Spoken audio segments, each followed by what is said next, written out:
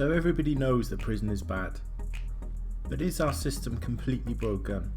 And if so, in which ways is it broken? Let's first start by taking a look at prison population. I mean, they say there's no smoke without fire. So let's explore the issues. And critically, are things getting worse? Is it going to be easy to find this out? Well, actually, there's a lot of information out there. I'll put some links in the description. And everything I reference in this video, I believe, has come from what I'd call reliable sources. Numbers published by the UK's House of Commons show a general trend of increasing prison populations in England, Wales, Scotland and Northern Ireland, but numbers have been relatively stable since 2010. So this shows that the prison population has grown since World War II, but would we expect that since the population of the country has also grown? That must be a fair assumption, right? Please let me know your thoughts. So has the prison population grown in line with the UK's population? Let's take a look. Well, the UK's population has grown by 79%, not quite double what it was in 1900. Has the prison population in the UK grown by the same amount? It might be reasonable to assume that the prison population also grew by 79%. The prison population has grown by 500%. It's quintupled, if quintuple is a word. So just what has caused this huge increase in the prison population since World War II? First, a quick side note. Household car ownership in the UK has increased rapidly since the 1950s. And by 1991, a car was being reported stolen on average once every minute across England and Wales. Global worldwide flights have taken off. Terribly sorry. Taken off exponentially since the mid-1930s, with affordable foreign holidays really taking off in the UK in the 1960s and the 1970s. This has globalised crime and connected criminals. Since the 1970s, 1 in 3 UK households had a telephone, and in the mid-1990s, mobile phone ownership was becoming common, with almost half of the population owning one by 2000. And internet connections started to become really common from 2000 as well. So is there a connection between all of this technology and crime rate? We know that since World War II, the prison population has been growing rapidly until about 2010. The number of recorded crimes grew 6,666% from 1900 to 2003. Yes, I know that number sounds weirdly evil. Yes, that's it. Okay, so if the number of reported crimes grew by a factor of literally thousands, shouldn't there be even more people in jail? Perhaps there are more opportunities for crime now. But how is technology related to the large number of reported crimes in the last few decades?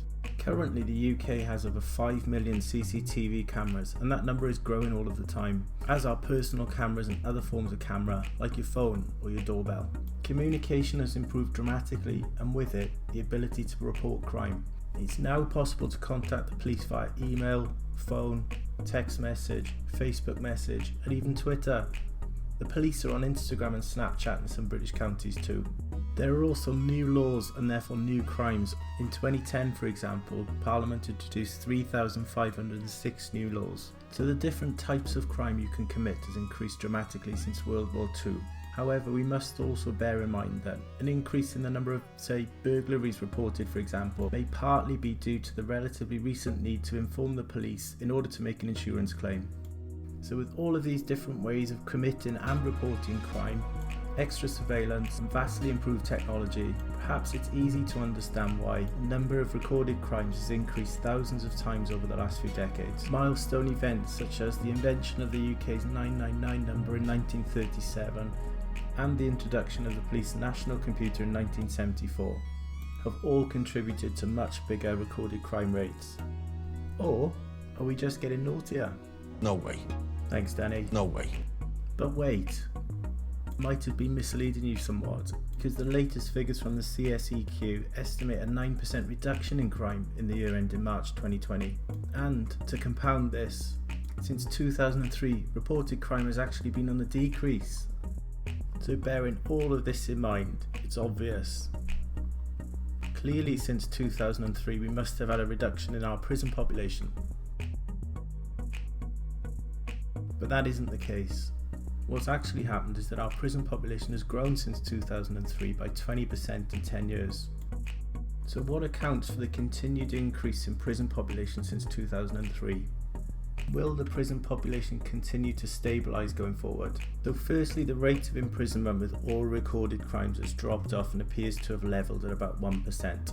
This means that for all reported crime, just under 1% of which end up in a prison custodial sentence.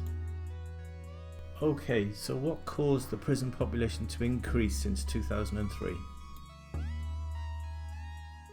Two major things.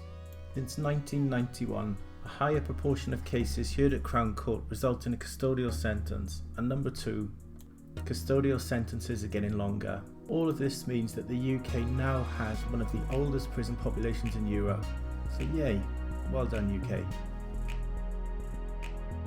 Government figures show that there are longer determinate sentences being handed down and that offenders are spending longer periods of time in prison. Another factor increasing our prison population is that when a new government comes into power, they always promise to be tough on crime. That often also involves changes in the law and changes to sentencing guidelines in order to make them tougher. This means that offenders are dealt with more seriously than in previous decades. In addition to this, there is the new Extended Determinate Sentences, or EDS, which are handed down following convictions for sexual and violent crimes. They're made up of a custodial term plus an extended period of licence, with no automatic release halfway through the sentence. This means that as more EDSs are handed down by judges, the number of prisoners serving determinate sentences of 4 years or more go up. So what does the future look like? The government pledged in 2019 to increase prison places by 10,000, but with an indeterminate time frame. There is also a backlog in the courts here in the most serious cases at an estimated 195,000 cases to be reached by 2024, according to the crime and justice consultancy Crest Advisory. The Prison Reform Trust also estimate a further 3,200 places in our prisons by March 2023. How will this impact the health, safety and welfare of inmates in prisons? And currently, how overcrowded are our prisons? We'll explore these themes in further videos.